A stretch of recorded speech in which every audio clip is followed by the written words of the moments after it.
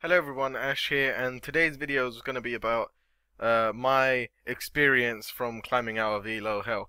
So for those who may not know, I have a little series on my channel called Climbing Out of Hell where I do live commentaries from games I'm having in ranked games. And for many of you that do know, I managed to climb from 500 rating, terrible, poor rating, all the way up to 1100 and above right now. So I'm, between 1100 and 1200. And I'm not saying that to boast. That's not a great rating at all. It's actually what you start as soon as you hit level 30. So for me to have dropped so low means something went wrong. And in this video, by talking about my experience, I'm going to be explaining what many of you guys could do to avoid the same mistakes which I used to do, or try to help others who are doing the same mistakes, or just try to help yourself really overall. And it would be a great deal of appreciation if you guys could click the like button and leave a comment if this did help you, or if you guys learned anything or just enjoyed the video, because this video is to help others. I mean, I've managed to help myself, but to help others it needs to be noticed. That's enough of that. Let me get into it. I've kind of sliced it up into 5 different segments, or 5 different things I'm going to be talking about, and each one plays a definite valid role in climbing from ELO hell. One of the first things I noticed, from 500 to 600, by dropping so low, you kind of start to not give a shit about your rating, and by doing that I actually started playing better.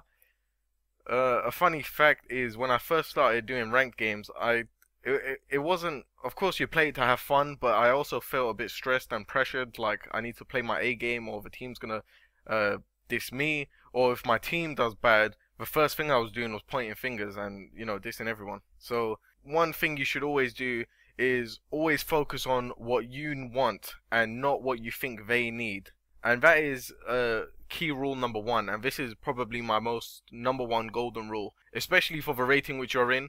By that point, everyone starts to not give a crap, so I'm not expecting no MLG play or metagame playstyle. I'm a big believer that you don't even need to play in a metagame, and that's kind of like, metagame just means tournament play, pretty much, basically, to sum it up in a nutshell. And, people believe that they want, or they have to have a support in order to win, or they have to have a tank in order to win. And although it could help you massively if you played right, but that's not my rule anyway. You don't have to have those. So going back to the topic, especially if you're in a low ass rating like that, if someone tells you to pick support, don't. Just pick with who you always know you're guaranteed going to be doing good with. I mean, I'm not exactly telling you to go Karthus bot, but if you play a AD champion and that's your prime champion, then you go bot. If someone's going to be a douche and take mid, no matter how bad you want mid, then let them. That's getting to another point. But anyway, so pick who you always play good with. If you're going bot and your last pick and you are terrible with support, don't support.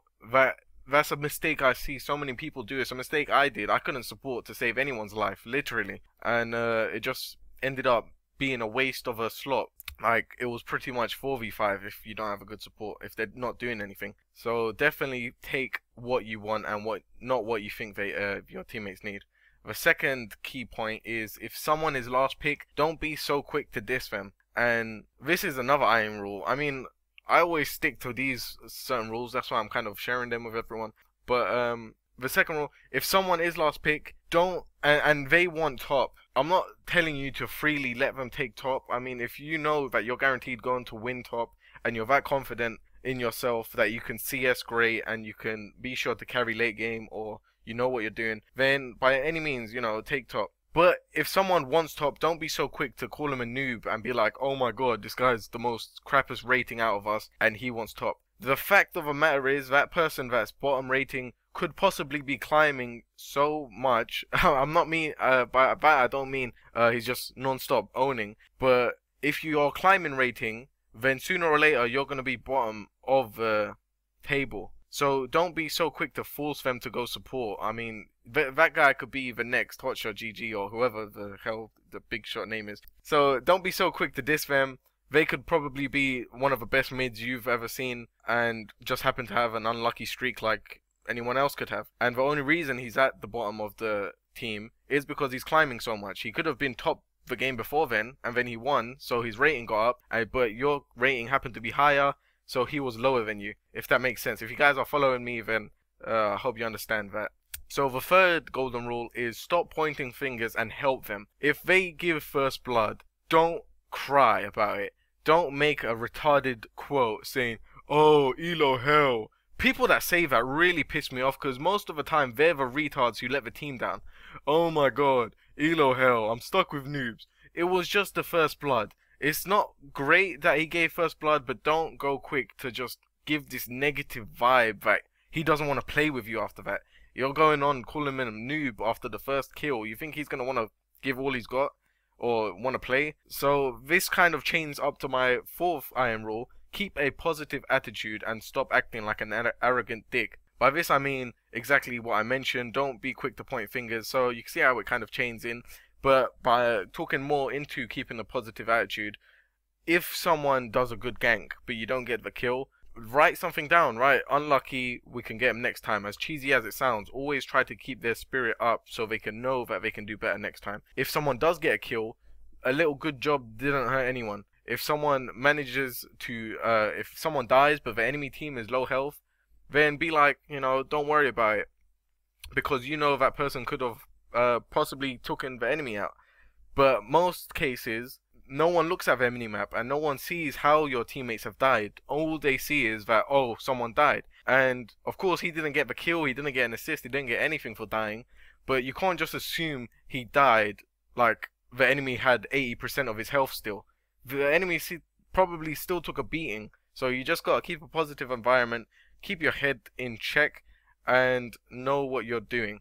So those are the 4 key iron rules. And the 5th one isn't actually like an appropriate rule, but it's a suggestion. So, and that is learn to jungle. So this is for anyone who doesn't play as a jungle champion.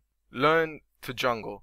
That should be enough said, but if I'm going to be elaborating on that, this basically means jungle, for me personally, I think that the jungle can change the whole game. If you're doing a good job on jungling and you're ganking the enemy team, you will always have the upper hand.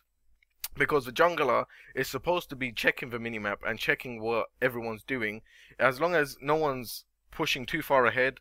That's also another important rule. Always kill creeps, but that's just kind of a given. So I don't feel the need to mention that. So always, for a jungler, you're always aware of who you can gank. And even if it's a fail gank, you've pressured the enemy team, hopefully made them use their flash or ignite or whatever, you know, they're going to be using, whatever summon spell. And that will always put the enemy at a disadvantage. As long as you're pressuring them, it's something. It's not like, wow, this noob Warwick couldn't gank for shit. Don't be quick to point the finger. It's always going back to the 5 golden rules. They always chain up to each other. So a good jungler could always switch stuff around. For many of my supporters, you guys know that I play Udyr a lot and possibly Lee Sin. And that is always in the jungle. Udyr I never solo top with. I never do anything else with. I'm sure he's a good mid even. But to jungle with Udyr doesn't take too much skill and it's always great. And it always helps the enemy, my team out. I almost said the enemy team out. So hopefully you guys have taken something from these little tips. The video carried out to be longer than I thought it would. The video playing in the background is actually just me screwing about. That's why it's a full solid AP build. This is just a normal game and it was just relaxing, me playing with a cousin of mine. So I hope you guys enjoyed the content. If you were watching the video, I hope you guys learned a thing or two. And I'm not saying this for my benefit. I've learned from this. I've gotten from 5. I was at probably the worst rating you could think of. I got so many comments saying I didn't even know getting to 500 rating was possible. And for me, who is kind of passionate about making videos, and most people that watch videos on YouTube, they always think the person making them is some kind of elite pro, but I've never once said that. And I get a whole lot of support from my subscribers. So that's something that motivated me even more. I mean, I'm meant to be leading the pack, not you know, being in the back of the barracks.